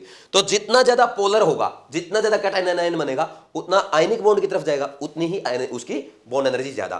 तो पोलरिटी कब ज्यादा होगी, पोलरिटी कब ज्यादा होगी, जब उनमें इलेक्ट्रोनेगेटिविटी डिफरेंस ज्यादा होगा। ये कॉन्सेप्ट समझ में आया। जैसे फॉर एग्जांपल एक क्वेश्चन हम करते हैं यहाँ पे मान लीजिए मेरे को दे दिया HF और ये OH, ठीक, और NH बॉन्ड और CH बॉन्ड, ये दे दिया, इनकी बॉन्ड एनर्जी पूछ रहा है। सब जगह कॉमन हाइड्रोजन है, डिफरेंस किसका रहा है, फ्लोरीन ऑक्सीजन नाइट्रोजन कार्बन, एक ही पीरियड के एलिमेंट है। पीरियड में साइज चेक नहीं करते, पीरियड में क्या चेक करते हैं, इलेक्ट्रोनेगेटिविटी चेक करते हैं। तो जिसके इसकी इलेक्ट्रोनेगेटिविटी हाइड्रोजन की 2.1 और इसकी कितनी है यहाँ पे बताओ भाई, इसकी 4.0, इसकी 3.5, हाइड्रोजन की 2.1, हाइड्रोजन की तो हर जगह फिक्स ही है, तो इनकी चेंज हो रही है, इसकी 2.5 होती है, इसकी 3, इसकी आएगी आपकी 2.1।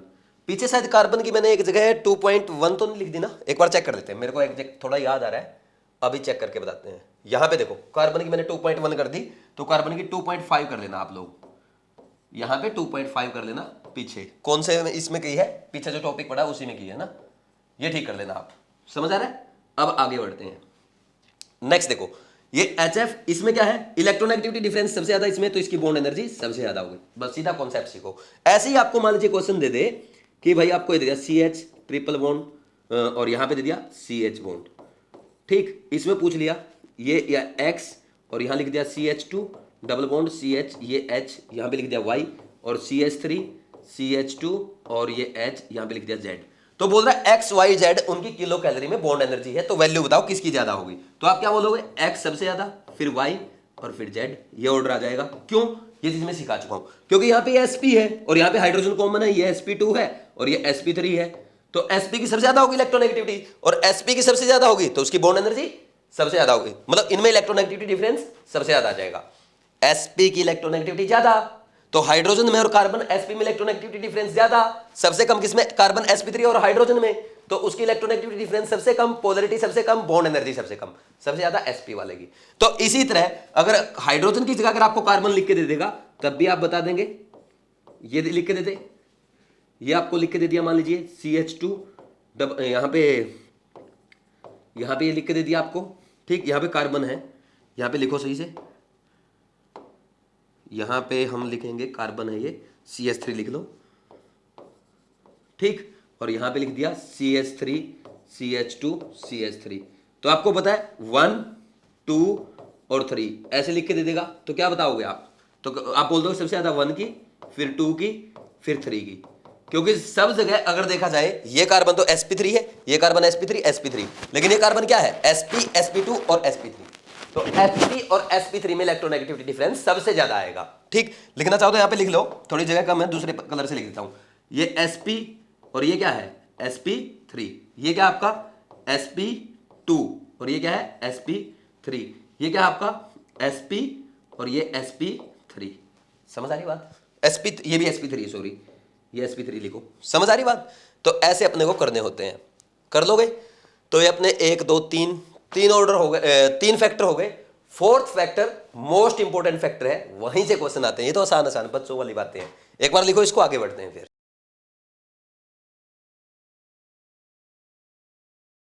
नेक्स्ट लिखो, fourth and most important factor number of lone pair. तो फोर्थ क्या आ गया अपना नंबर ऑफ लोन पेयर। और अब एक बात लिखो कि आप मिस्टेक करोगे, मैं आपसे मिस्टेक करवाऊंगा। अगर आंसर देने की कोशिश करोगे तो 101% मिस्टेक करोगे।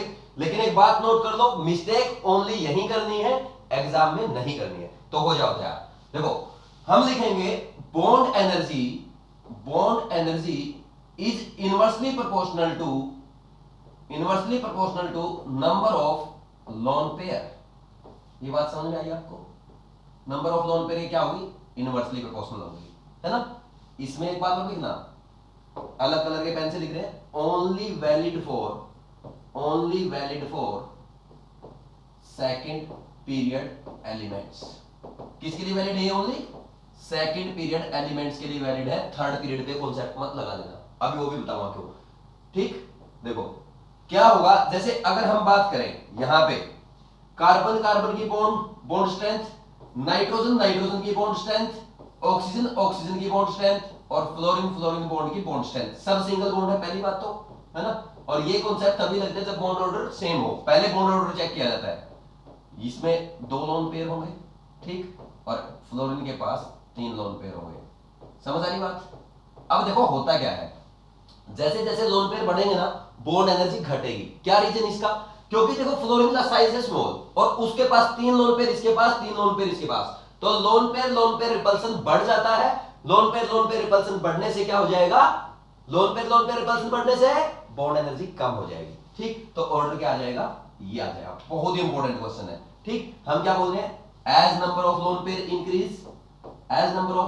Increase, lone pair repulsion increase, bond energy decrease. समझ आया कि नहीं?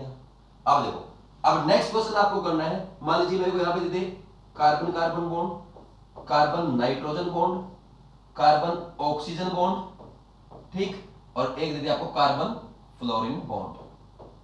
ठीक, समझ आ रही बात? तो इसमें बॉन्ड ऑर्डर बताओ क्या आएगा। ठीक है, तो इसमें क्या देखेंगे, जैसे जैसे नंबर ऑफ लोन पेयर बढ़ रहे हैं, नंबर ऑफ लोन पेयर बढ़ेंगे तो क्या होगा? बॉन्ड एनर्जी घट जाएगी। हो गया? रॉन्ग है, ये गलती नहीं करनी है। अगर आपने ये मिस्टेक की है तो वहां पे लिखो कि ये मिस्टेक नहीं करना है, क्योंकि यहां पे आपने क्या देखा, अरे यहां पे लोन पेयर रिपल्सन कैसे होगा यार? फ्लोरीन के पास लोन पेयर है, कार्बन के पास थोड़े ही है, या आपस में फ्लोरीन के ही लोन पेयर रिपल्सन कर देंगे क्या आपस में, कि फ्लोरीन के 2 लोन पेयर आपस में रिपल्सन कर रहे हैं, ऑक्सीजन के 2 लोन पेयर रिपल्सन कर रहे हैं, फ्लोरीन के 3 लोन पेयर आपस में रिपल्सन कर रहे हैं। ऐसा थोड़ा ही होता है भाई, इस एटम के साथ रिपल्सन करेंगे। या आप ऐसा होता है कभी, मेरे दोनों हाथ आपस में रिपल्सन कर रहे हैं, मेरी दोनों आंखें रिपल्सन कर रही है, दोनों लिप्स मेरे जो है रिपल्सन कर रहे हैं, दोनों कान रिपल्सन कर रहे हैं, दोनों टांगे रिपल्सन कर रही है, ऐसे फैलता जा रहा हूं मैं। ऐसा थोड़ा होगा, वो आपके साथ हुई तो रिपल्सन दूसरे के साथ होगा। फ्लोरीन के लोन पेयर आपस में थोड़ा रिपल्सन करेंगे, तो इसका ऑर्डर ये आएगा। और ये क्यों आएगा? हम क्या बोल देंगे यहाँ पे, लोन पेयर रिपल्सन वाला कॉन्सेप्ट नहीं लगाना है, लिख लेना लोन पेयर रिपल्सन नहीं लगाना है, ये गलती है आपकी, लिखो इसको। ठीक, क्या हो रहा है यहाँ पे, as delta EN increase, bond polarity increase, और बॉन्ड पोलैरिटी इंक्रीज होने से बॉन्ड एनर्जी इंक्रीज हो रही है। ये बात समझ में आई कि नहीं आई? अब नेक्स्ट जो हम करेंगे, नेक्स्ट देखना, नेक्स्ट बहुत इंपॉर्टेंट है, अच्छे से अपने को करना भी है। अब नेक्स्ट नोट डालो और नोट में लिखो, नोट में क्या लिखना है, for third period elements, note डाल के लिखो, for third period elements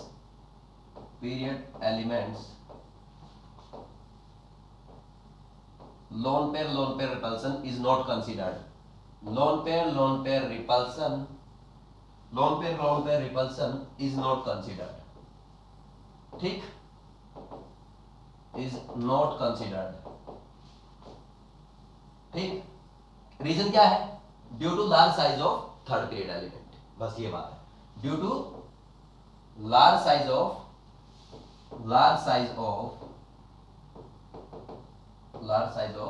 third period elements. समझ आ रही बात? मतलब वो फॉर्मूला जो अपने को लगाना है, जो वो कॉन्सेप्ट हम पीछे कर रहे हैं, वो ओनली सेकंड पीरियड के लिए वैलिड है। ठीक, अब देखो, अब हम क्या करेंगे, अगर अपने को थर्ड पीरियड के एलिमेंट दे दे, जैसे ये दे दिया सिलिकॉन, ठीक, फास्फोरस, इसके पास लोन पेयर है, सल्फर दे दिया, ठीक, और क्लोरीन क्लोरीन दे दिया, ये मान लीजिए अपने को दे दिया। तो अब क्या होगा, हम यहां पे सोच रहे हैं, तो यहां पे अगर देखा जाए तो जैसे नंबर ऑफ लोन पेयर बढ़ेंगे तो हम सोचेंगे कि बॉन्ड एनर्जी घटेगी, लेकिन ऐसा नहीं है। क्यों? क्योंकि as we go left to right, देखो क्या इसमें क्या सोचेंगे आप, अब देखो इसमें हम इलेक्ट्रोनेगेटिविटी भी सेम है, ठीक, क्योंकि भाई क्लोरीन क्लोरीन में इलेक्ट्रोनेगेटिविटी डिफरेंस तो जीरो होगा ना, सेम एटम है, ठीक, डेल्टा एन तो जीरो है, किससे करेंगे? अब यहां पे हमें साइज वाला कॉन्सेप्ट लगाना पड़ेगा। As we go left to right, we go left to right, क्या बोलोगे, क्या बोलोगे? साइज डिक्रीज, और साइज डिक्रीज होने से भाई इसका 3p3p है, इसके अच्छी ओवरलैप होगा, और अच्छा ओवरलैप होने से उसकी बॉन्ड एनर्जी बढ़ जाएगी। समझ रही बात? जिसका साइज बड़ा होगा ना उसकी ओवरलैपिंग अच्छी नहीं होगी, ओवरलैपिंग अच्छी नहीं होगी तो बॉन्ड एनर्जी कम रहेगी, ठीक। या बोल दो साइज कम होगा तो साइज छोटा, तो ये भी तो बोल सकते हो ना, बॉन्ड लेंथ कम होगी, ये भी बोल सकते हो, बॉन्ड लेंथ डिक्रीज हो जाएगी और बॉन्ड एनर्जी इंक्रीज हो जाएगी, ऐसा भी आप बोल सकते हो। बात समझ में आई? अब नेक्स्ट देखो, इसको ऐसे लिख लेंगे, ये ऑर्डर आ गया ऐसे, समझ रही बात? अब इसमें अपने को एक नोट और डालना है, तो ये मिस्टेक मत करना, यहाँ पे ध्यान रखना इसका। अब एक नोट और डालो और एक मिस्टेक और मैं आपसे करवाऊंगा, ठीक, समझ रही बात? क्यों? देखो सेकंड पीरियड एलिमेंट्स की bond energy third period element से कम होती है। क्यों भाई, ऐसा क्यों? रीजन देखो, बोलो रीजन क्या है? ये बॉन्ड एनर्जी का ऑर्डर है, क्योंकि इनमें क्या होता है, लोन पेयर रिपल्सन होगा, इसमें तो होगा और इसमें नहीं होता है। समझ आ रही बात? तो हम क्या लिखेंगे, अगर अपना कंपैरिजन करवाया है, जैसे मेरे से पूछा जाए फ्लोरीन एफ में और CL में ज्यादा बॉन्ड एनर्जी किसकी होगी, तो आप क्या बोल दोगे, किसकी बोलोगे भाई? क्लोरीन की ज्यादा होगी। समझ आई बात? वैसे ही ऑक्सीजन और सल्फर में, सल्फर बॉन्ड में सल्फर बॉन्ड की बॉन्ड एनर्जी ज्यादा होगी। ये बात समझ में आ रही कि नहीं आ रही? ठीक। अब देखो, अगर आपसे पूछ लिया जाए नाइट्रोजन और फास्फोरस में किसकी ज्यादा होगी, आप बोलेंगे फास्फोरस ज्यादा होगी नाइट्रोजन से, ठीक, ये वाला बोलोगे। समझ आई बात? क्योंकि इधर वाले जो एलिमेंट्स हैं इनमें क्या होगा, लोन पेयर रिपल्सन हो जाएगा। अब कार्बन में देखी जाए तो कार्बन से ज्यादा सिलिकॉन की होगी, है ना? कर देना मिस्टेक, ये मिस्टेक नहीं करेंगे। समझ आ रही बात? यही तो गलतियां हैं जो हम करते हैं। ये मिस्टेक्स अगर हम नोट कर लेंगे, यहीं पे लिख लेंगे, एग्जाम में मिस्टेक नहीं होगी और एग्जाम में हमारे मार्क्स अच्छे आएंगे, कॉन्फिडेंस बढ़ेगा। सारी मिस्टेक्स यही क्लास में करा दूंगा मैं आपको, जरूरत ही नहीं पड़ेगी आपको रिवाइज कराने की, बार बार बोल के मिस्टेक करवाऊंगा आपसे, और ऐसे ही करेंगे पूरी केमिस्ट्री को, ठीक। तो देखो इसमें हम क्या करेंगे, यहां पे हम ये बोल देंगे ये नहीं आएगा ऑर्डर, यहां पे हमें ध्यान रखना है क्या, यहां पे क्या ध्यान रखना है, कार्बन की ज्यादा होगी, और यहां पे लिख देंगे ध्यान दें। ध्यान क्यों दिया? अरे कार्बन में लोन पेयर है ही नहीं, और कार्बन में लोन पेयर नहीं है तो क्या होगा, उसकी बॉन्ड एनर्जी ज्यादा होगी। फिर लोन पेयर पर्सन किस में हो रहा था, फ्लोरीन में हो रहा था, ऑक्सीजन में हो रहा है, नाइट्रोजन में हो रहा है, लेकिन कार्बन में थोड़ा होगा। तो यहां पे कार्बन बॉन्ड की बॉन्ड एनर्जी ज्यादा होगी, अपने को ध्यान रखना है, बहुत इंपॉर्टेंट कॉन्सेप्ट है। बात समझ में आ रही है?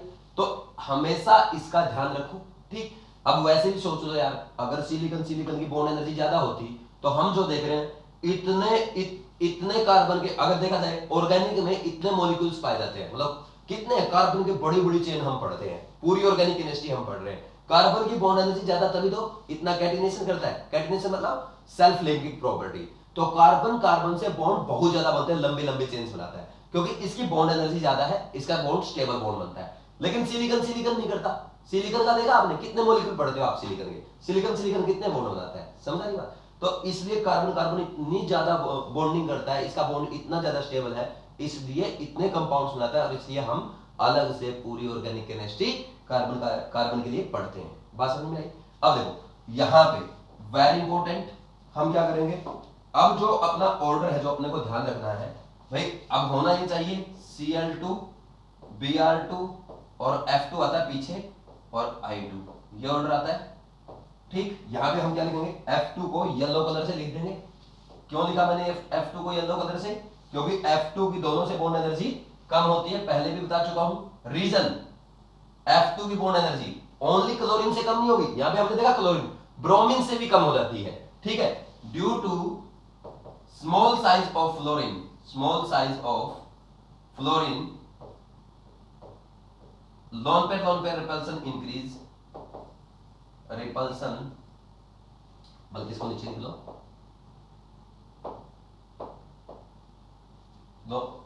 लोन पेयर रिपल्सन इंक्रीज, ठीक, और लोन पेयर रिपल्सन बढ़ने से बॉन्ड एनर्जी घट जाती है। लेकिन यहां ये मत बोल देना ये तो बॉन्ड एनर्जी का ऑर्डर है, ठीक। कुछ स्टूडेंट क्या करते हैं, बॉन्ड लेंथ का ऑर्डर लिखते हैं इसके, तो बॉन्ड लेंथ का हम देख ही चुके पहले, F2 ज्यादा Cl2, F2 से ज्यादा Cl2 का होगा, और Cl2 से ज्यादा Br2 का, और Br2 से ज्यादा I2 का होगा, ठीक, ये आएगा। कुछ स्टूडेंट क्या करते हैं कि बॉन्ड लेंथ के इनवर्सली प्रोपोर्शनल कर देते हैं। हर बार ये कॉन्सेप्ट वैलिड नहीं होगा कि आप हर बार लिया और आपने बॉन्ड लेंथ के इनवर्सली प्रोपोर्शनल कर दिया। ये ध्यान रखना है, बहुत ज्यादा इंपॉर्टेंट है, एग्जाम में बहुत बार पूछा गया है। मैं भी अभी आपको 2 बार बता चुका हूं, आगे एक बार और बताऊंगा। एग्जाम्स में पूछूंगा, जो टेस्ट आपसे लूंगा, मेजर टेस्ट में भी पूछूंगा, नोट्स में भी करवा दिया, 2 बार करवा दिया, एक बार और लिखवाऊंगा जब हेलोजन फैमिली पढ़ाऊंगा 12th का टॉपिक, ठीक। तो हमेशा इसको ध्यान रखना अच्छे से, ये ऑर्डर भी और वो भी, ये नहीं कि बॉन्ड लेंथ का उल्टा कर दोगे, है ना, रॉन्ग हो जाएगा। हर एग्जाम में 2-2 3-3 बार पूछ चुका है एग्जामिनर, आगे भी पूछ सकता है। इस क्वेश्चन की मैं आपसे बात कर रहा था, ठीक। अब देखो, अगर हम और बात करें, जैसे मान लीजिए अपने को एग्जामिनर और क्वेश्चन पूछता है, मान लो, ठीक, और क्वेश्चन कैसे, जैसे हम अगर मान लीजिए बात कर लेते हैं कि यहां पे अपने से क्वेश्चन ये पूछ लिया, यहां पे Cl2, Br2, F2 और I2 का ऑर्डर ये आएगा, ये आपको पता है। अब बताओ F2 में और H2 में, चलो पहले इसको नहीं लिखते, पहले हम एक काम करते हैं, इसको हटा देते हैं, इससे पहले एक और करते हैं।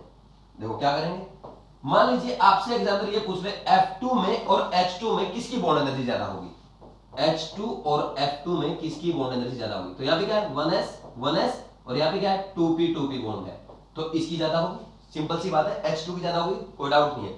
लेकिन H2 की बॉन्ड एनर्जी अगर हम सारे हेलोजन से भी कंपेयर करें, Cl2, Br2, F2 और I2, इनसे सबसे कंपेयर करें तो H2 की इनसे भी ज्यादा आएगी, कोई डाउट है क्या, समझ आ रही ना बात। तो ऐसे एग्जामिनर मिक्स करके कंपेयर करवा सकता है आपसे, कर लोगे, ठीक। ये बॉन्ड एनर्जी का ऑर्डर हो गया।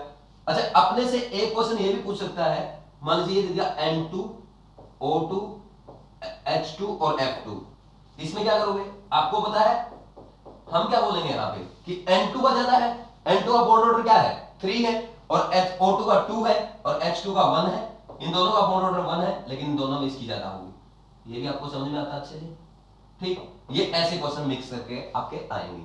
तो जितने भी पॉसिबल क्वेश्चन बनते हैं आपके एग्जाम के लिए, सारे मैंने आपको यही समझाने की कोशिश की है। बस अगर एग्जामिनर कुछ नया क्वेश्चन भी पूछेगा ना, तो इन्हीं कॉन्सेप्ट को यूज करके पूछेगा, आपसे सिंगल एक लाइन बाहर नहीं पूछने वाला है। इन्हीं को अच्छे से समझो और करो, ठीक। ये 2 क्वेश्चन बहुत अच्छे हैं, है ना। ये एप्लीकेशन भी हो गई इसकी जो हमने किया, और इसकी भी हो गई जो हमने उसमें पढ़ा था बीपीटी में कि 1s की बॉन्ड एनर्जी 2p2p से ज्यादा होगी, क्योंकि हमने पढ़ा है as n increase bond energy decrease, 1 की सबसे ज्यादा, फिर 2 की, 1 2 की, फिर 2 की, फिर 2 3 की, फिर 3 की, ऐसे हमने पढ़ा भाई 1s की सबसे ज्यादा होगी, फिर किसकी होगी 1s 2s की, फिर किसकी होगी 1s 2p की, सॉरी 1s 2p की पहले होगी, ठीक। 1s 2p के बाद 1s 2s की, फिर किसकी आएगी 2p की, और फिर 2s की। ये बॉन्ड एनर्जी का ऑर्डर रहता है, समझ आ रहा है बात। जो हमने कहां पढ़ा था, वीबीटी में पढ़ा था। तो इसको लिख लो एक बार अच्छे से साफ साफ बना के, है ना, ठीक।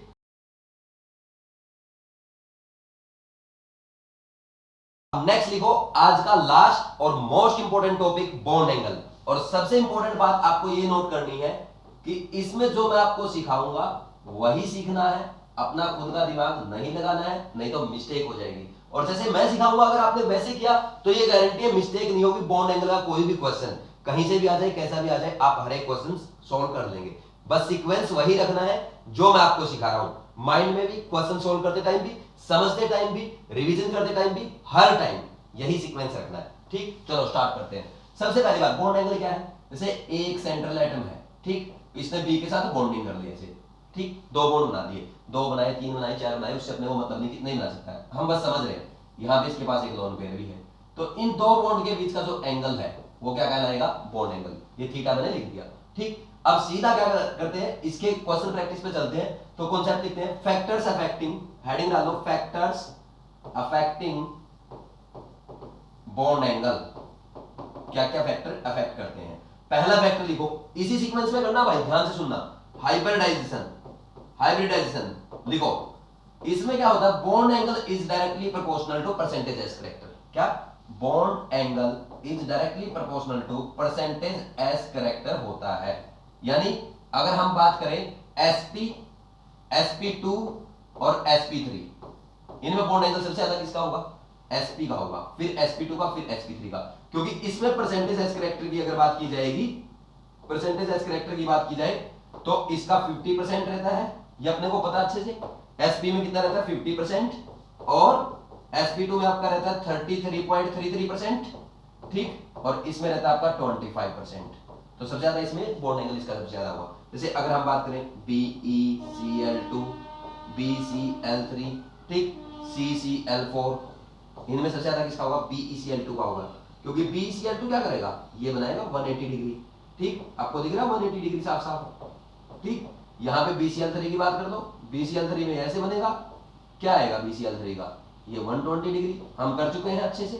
ठीक, और CCl4 टेट्राहेड्रल है, तो टेट्राहेड्रल 3D स्पेस में बनेगा, तो कैसे आएगा बॉन्ड एंगल इसका? ये वाला बॉन्ड एंगल आपका 109 डिग्री 28 मिनट आएगा।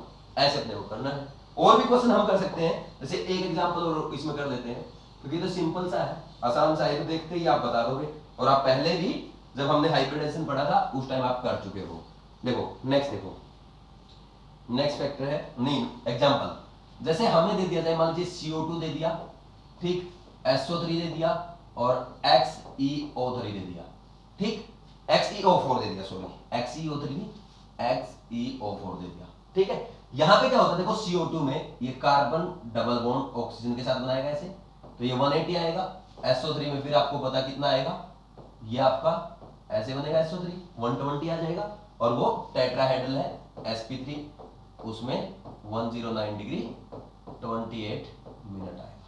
ये बॉन्ड एंगल आपका। ठीक, पहला फैक्टर हो गया। अब सेकंड फैक्टर लिखो, नंबर ऑफ, सेकंड फैक्टर कौन सा आएगा? Number of lone pair, number of lone pair. अच्छा, इसमें है ना, पहले हम हाइब्रिडाइजेशन चेक करेंगे, तो इसमें लिखेंगे इफ हाइब्रिडाइजेशन इज सेम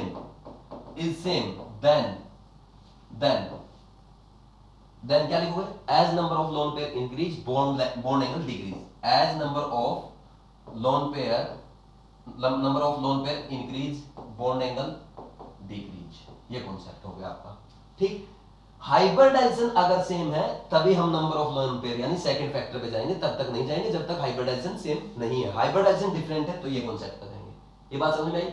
ऐसे ही सीक्वेंस ध्यान रखना है। तो अब देखो क्या होगा इस केस में, अगर हम बात करें, लास्ट में क्वेश्चन ऐसा करा दूंगा जो सबको यूटिलाइज कर देगा, मतलब सारे फैक्टर को यूटिलाइज कर देगा, उसकी चिंता मत करो, अभी तो यही समझो। देखो number of lone pair increase होगा, बॉन्ड एंगल डिक्रीज होगा। जैसे मान लीजिए मेरे को क्वेश्चन दे दिया CH4, ठीक, NH3 और H2O, मान लीजिए ये क्वेश्चन दे दिया।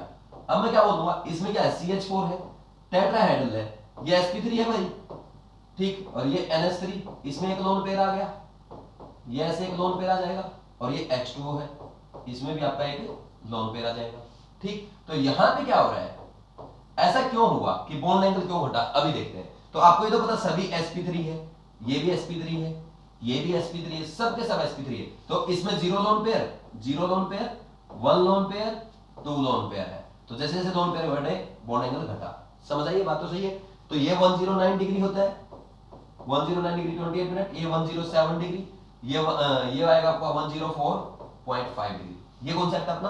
अब देखो ऐसा क्यों हुआ, एक्चुअल में यहां पे 109 डिग्री था, तो होता क्या है, यहां पे ये लोन पेयर जो है और ये बॉन्ड पेयर के जो इलेक्ट्रॉन्स है दोनों तरफ, ये तीनों ऊपर से, ये दो, इनको lone pair bond pair repulsion ऐसे लगता है, lone pair bond pair repulsion लगता है। तो जब lone pair bond pair repulsion लगता है तो ऊपर से लगा ऐसे लोन पेयर बॉन्ड पेयर, ये बॉन्ड पेयर रिपल्सन भी इनके बीच में, तो इससे थोड़ा सा ज्यादा होता है। ठीक, इससे ये जो बॉन्ड पेयर रिपल्सन जो लग रहा है, ये वाला रिपल्सन इससे ज्यादा है, और ये वाला रिपल्सन इससे ज्यादा है, तो ये इन बॉन्ड एंगल को थोड़ा सा ऐसे दबा देता है और बॉन्ड एंगल कम हो जाता है। समझ आई बात? तो एक लोन पेयर का काम है। अगर 2 लोन पेयर होंगे तो ये क्या करेंगे, इसको और ज्यादा दबा देंगे। क्या कर देंगे, इसको और ज्यादा नीचे दबाएंगे ऐसे। ये lone pair bond pair repulsion है। कैसा है? Lone pair bond pair. ठीक, तो ऐसे ऊपर से नीचे दबाएंगे तो दो दो लोन पेयर कर रहे हैं इस बार, तो ऐसे हो जाएगा, बॉन्ड एंगल और कम हो जाएगा। समझ आ रही? ये देसी तरीका अपना समझने का। अब नेक्स्ट देखो, एक एग्जांपल और करवा देता हूं आपको। जैसे एक ये दे दिया आपको NH4 प्लस NH3 और NH2 माइनस, ये भी वैसा ही है, तीनों में sp3 हाइब्रिडाइजेशन आएगा। ठीक, एग्जांपल आप जो कर रहे हो ये इसमें ये ऐसा है, ठीक, इसमें NH3 ये है, इसके पास एक लोन पेयर है, तीनों ही sp3 है, और इसके पास आपको साफ साफ दिखेंगे दो लोन पेयर है। ठीक, सॉरी इसके पास दो लोन पेयर है, दो बॉन्ड पेयर है, ये ऐसे। समझ आई बात? सबसे ज्यादा इसका होगा, फिर इसका होगा। ये भी क्वेश्चन आपके एग्जाम में आ सकता है, अभी तक नहीं पूछा गया है। ठीक, ऐसे अपने को दिखना है, कर लेंगे एक बार इसको लिखो, फिर हम और आगे बढ़ते हैं।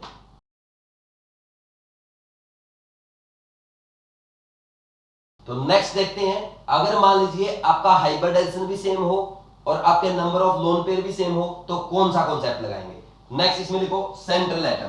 थर्ड फैक्टर कौन सा है? Central atom. बहुत ही इंपॉर्टेंट है, क्वेश्चन बनते हैं इस पे, देखते हैं कैसे करेंगे। देखो, जैसे मान लीजिए हम क्या लिखेंगे, if hybridization is same, if hybridization is same, number of lone pair is same,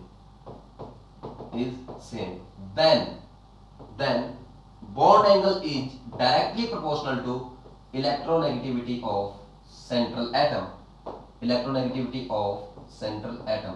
ऐसा क्यों हुआ? अभी एक एग्जांपल से आपको कॉन्सेप्ट समझ में आ जाएगा। जैसे मान लीजिए मेरे को ये दे दिया, फॉर एग्जांपल ये दे दिया आपने को, वाटर दे दिया और H2S गैस दे दी। ठीक है भाई,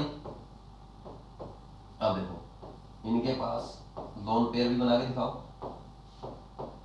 अब देखो क्या होगा, इसका हाइब्रिडाइजेशन क्या है?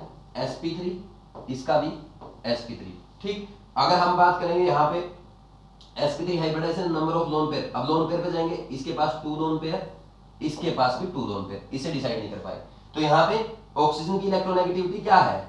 ज्यादा है, और यहाँ पे सल्फर की इलेक्ट्रोनेगेटिविटी कम है। तो अब ज्यादा इलेक्ट्रोनेगेटिविटी होने के नाते क्या होगा, यहां पे जो इसके लोन पेयर है, इसके बॉन्ड पेयर इलेक्ट्रॉन्स है, तो OH बॉन्ड के जो इलेक्ट्रॉन्स है वो क्या करेगा, ऑक्सीजन ज्यादा इलेक्ट्रोनेगेटिव है, अपनी तरफ खींचेगा, और अपनी तरफ जब खींच लेगा तो ये यहां आ जाएंगे इसके पास। ठीक, यहां आ जाएंगे, और जब ये यहां आ जाएंगे तो यहां पे आपस में बॉन्ड पेयर के इलेक्ट्रॉन्स में रिपल्सन बढ़ जाएगा। क्या होगा, क्योंकि ये ऐसे ऊपर जाएंगे, और यहां पे देखो, यहां पे अब ये अपना बॉन्ड एंगल ऐसे रहता है, यहां पे बिल्कुल सेंट्रल एटम यहां है, इसके पास चले गए, तो यहां पे क्या हुआ, यहां पे जब ये इलेक्ट्रॉन पेयर्स होंगे तो इनमें रिपल्सन होगा, बॉन्ड ऐसे खुल जाएगा। समझ आ रही बात? बिल्कुल सिंपल है, देसी तरीका है। ठीक, इधर देखो, अगर इसकी बात करें तो यहां पे H2S में ये कम इलेक्ट्रोनेगेटिव है, और कम इलेक्ट्रोनेगेटिव है तो उसके पास नहीं रहेंगे, और यहां पे रिपल्सन क्या होगा, कम होगा, बॉन्ड पेयर का रिपल्सन कम। यहां पे क्या लिखोगे, इधर लिखो बॉन्ड पेयर रिपल्सन क्या हो जाता है, इंक्रीज होगा, और यहां पे बॉन्ड पेयर रिपल्सन कम रहता है, और कम रहेगा तो बॉन्ड एंगल यहां पे कम, और यहां बॉन्ड एंगल ज्यादा रहेगा। ये अपने को लिखना है। ठीक, अब और आगे बढ़ते हैं, और एग्जांपल करते हैं। यानी अगर जैसे मान लीजिए मेरे को, आप लिखो ऑक्सीजन एंड नाइट्रोजन फैमिली के हाइड्राइड्स का बॉन्ड ऑर्डर। देखो यहां पे एक चीज और बताता हूं, वो लिखने से पहले आपको, अगर H2 का बॉन्ड एंगल की बात करें, ये 10 डिग्री आपका ये आता है, 10 डिग्री और 10.5 डिग्री, 104.5 डिग्री, और इसका बॉन्ड एंगल आता है 92.1 डिग्री, इतना आता है। समझ रहे हो? मतलब देखो कितना कम हो गया। ठीक, अभी अगर हम बात करें ऑक्सीजन फैमिली के हाइड्राइड की, जैसे H2O है, अभी मैं बताऊंगा इतना कम क्यों हो जाता है, H2O, H2S, तो जैसे जैसे सेंट्रल एटम की सबकी क्या है भाई, हाइड्राइड जो है, तो सबका हाइब्रिडाइजेशन sp3 होगा, और सबके पास 2 लोन पेयर होंगे, तो जैसे जैसे हम नीचे जाएंगे सेंट्रल एटम की इलेक्ट्रोनेगेटिविटी घट रही है, तो बॉन्ड एंगल घट जाएगा। ये बात सबको समझ में आ रही है? कोई डाउट इसमें? ठीक है, अब देखो ऐसे ही नाइट्रोजन फैमिली के हाइड्राइड्स में होगा, NH3 PH3, बिल्कुल सेम कॉन्सेप्ट है, हाइब्रिडाइजेशन सेम है, नंबर ऑफ लोन पेयर भी सेम है, और जैसे जैसे सेंट्रल एटम की इलेक्ट्रोनेगेटिविटी घटेगी, बॉन्ड एंगल घटता जाएगा। ये कॉन्सेप्ट आपका, ठीक। अब देखो, अब जो नाइट्रोजन और ऑक्सीजन फैमिली के हाइड्राइड्स जो रहते हैं, ठीक, इनमें होता क्या है, जैसे जैसे हम नीचे जाते हैं तो बॉन्ड एंगल 90 को अप्रोच करने लग जाता है। मतलब जैसे इसका 92 है, इनका घटते घटते 90 हो जाएगा अप्रोक्स, है ना। तो 90 को अप्रोच इसलिए करता है क्योंकि जो इनके ऑर्बिटल्स हैं, देखो इनकी सबसेल क्या है, इसकी है NH2NP3 है आउटर मोस्ट, इसकी है NH2NP2। तो इसके इनके ओनली p ऑर्बिटल्स पार्टिसिपेट करते हैं हाइब्रिडाइजेशन में। ऐसे करते हो बॉन्डिंग में ओनली p ऑर्बिटल पार्टिसिपेट करते हैं, s ऑर्बिटल की इन्वॉल्वमेंट कम हो जाती है क्योंकि वहां पे एनर्जी डिफरेंस थोड़ा सा ज्यादा है। अब p ऑर्बिटल पार्टिसिपेट कर रहे हैं तो p ऑर्बिटल किस पे रहते हैं, px py pz 90 डिग्री के एंगल पे है। तो 90 डिग्री के एंगल पे क्या होगा, वो 90 पे बॉन्डिंग करेंगे तो 90 का एंगल बनाएंगे, ठीक। तो ये लिख लो, इसको कहते हैं ड्रैगोज रूल। क्या कहते हैं इसको, ड्रैगोज रूल। जो मैंने बात बताई आपको, इसको बस इंग्लिश में लिख देंगे आप, ड्रैगोज रूल, ठीक। लिखो साथ के साथ, in hydrides of nitrogen and oxygen family, in hydrides of nitrogen and oxygen family, as we go down the group,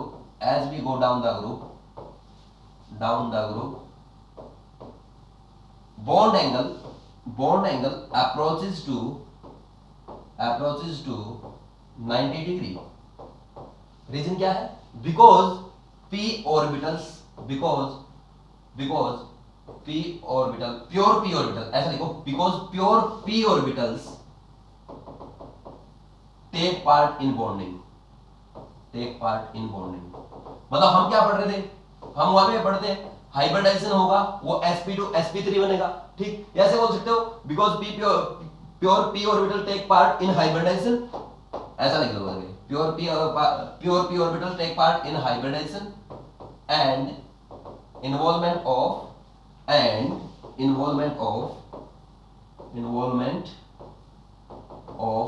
s orbitals is less, ठीक। तो प्योर p ऑर्बिटल पार्टिसिपेट करेंगे हाइब्रिडाइजेशन में ओनली, तो क्या होगा, वो किस पे 90 पे है, px py pz। तो बॉन्ड भी किस पे बनाएंगे, 90 डिग्री बनाएंगे, बॉन्ड एंगल क्या होगा, 90 होगा। जैसे अगर हम बात करें H2Te की, तो ये आपका H2Te ऐसे बनाएगा, ठीक, ये ऐसे बनेगा, ठीक। ये देखो कितना एंगल है, 90 आएगा अप्रोक्स, मतलब अप्रोक्स 90 को अप्रोच करेगा, एग्जैक्ट 90 बोलना भी ठीक नहीं है, हम ये बोलते हैं अप्रोक्स 90 डिग्री, ठीक। ऐसे ही अगर हम बात करें इसका ले लो BIS3, ठीक। BIS3 केस में क्या हो जाएगा, ये और वो वहां पे ऐसे बनाना सही नहीं है, 3D बना लो या इसको ऐसे दिखा दो, आप पीछे की तरफ दिखाते हो ना, पीछे की तरफ हम क्या करते हैं, वेज फॉर्मूला हम ये उसमें पढ़ेंगे, ऑर्गेनिक में भी पढ़ेंगे, ठीक। ये बिल्कुल पीछे है बोर्ड के प्लेन में, ठीक। और इनका ये बॉन्ड एंगल 90 रहेगा, अप्रोक्स 90 को अप्रोच करेगा, ठीक। और इसमें एक ही लोन पेयर आएगा आपका, ये अपोजिट आ जाएगा। समझ आ रही बात, तो ये तीनों 90 पे आ जाएंगे, है ना। ऐसे कोई डाउट है क्या इसमें किसी को, ठीक। ऐसे लिखना है, ये एक्चुअली में ऐसे दिखा दिया मैंने, ये दिखा दिया आपको, एक तो ऊपर वाला बॉन्ड और ये आपका उधर वाला बॉन्ड, और ये जो अंदर जा रही है उंगली, ये बोर्ड के अंदर जा रही है, ठीक, अंदर की तरफ है, इनसाइड द प्लेन, ठीक। ये ऐसे बनेगा 90। तो ये है आपका थर्ड फैक्टर। फोर्थ फैक्टर भी इंपॉर्टेंट है, वो करेंगे एक बार, आप ये अच्छे से नोट डाउन कर लो, जल्दी लिखो फिर आगे बढ़ते हैं।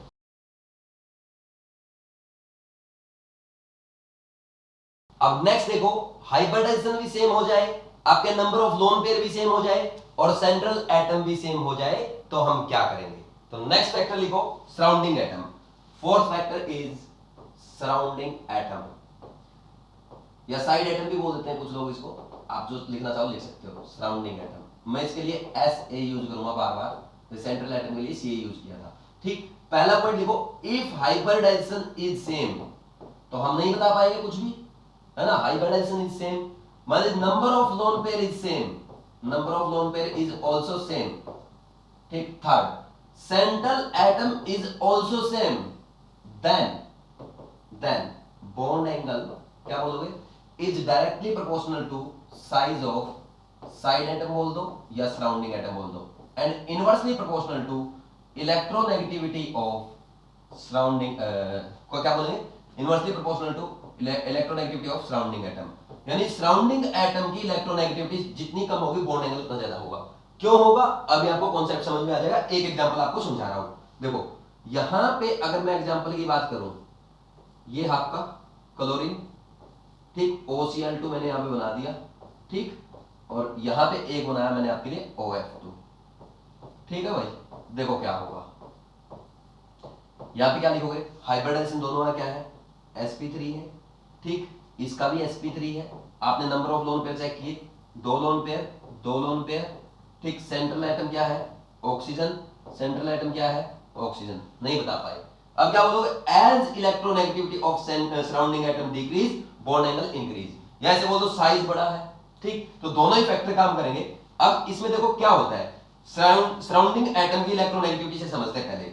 यहां देखो ऑक्सीजन में और क्लोरीन में सेंट्रल एटम की इलेक्ट्रोनेगेटिविटी ज्यादा है, तो सेंट्रल एटम ये बॉन्ड पेयर के जो इलेक्ट्रॉन्स हैं इनको अपनी तरफ खींच के रखेगा ऐसे, ठीक। और इसमें अगर देखा जाए तो फ्लोरीन की ज्यादा है तो ये इधर रहेंगे, या मान लीजिए फ्लोरीन की ज्यादा भी नहीं हो, अगर इन दोनों में देखा जाए तो जो ज्यादा इलेक्ट्रोनेगेटिव है वो थोड़ा सा अपनी तरफ भी रखेगा इलेक्ट्रॉन को, ठीक। यहां पे अब देखो ये दोनों इलेक्ट्रॉन कहां, जैसे मेरे दोनों हाथ मान लो यहां पे इलेक्ट्रॉन्स है, ठीक, तो यहां इलेक्ट्रॉन ऐसे रहेंगे बॉन्ड में तो ज्यादा रिपल्सन होगा, ये ऐसे खुल जाएगा, ठीक, बॉन्ड एंगल बड़ा हो जाएगा। और मान लीजिए यहां पे इलेक्ट्रॉन रहते तो ऑलरेडी दूर दूर है, इसमें बहुत कम रिपल्सन होगा, समझ रहे हो ना, यहां पे रिपल्सन कम होगा, यहां पे फिर ये वाला रिपल्सन ज्यादा लग जाता है, ये वाला लोन पेयर बॉन्ड पेयर वाला, समझ आ रही बात। और ये क्या करता है, ये इसको इधर से भी थोड़ा सा रिपेल कर देगा, क्योंकि इसमें यहां पे बहुत ज्यादा रिपल्सन होता है, बात समझ में आ रही, तो इसलिए इसका बॉन्ड एंगल ज्यादा होगा।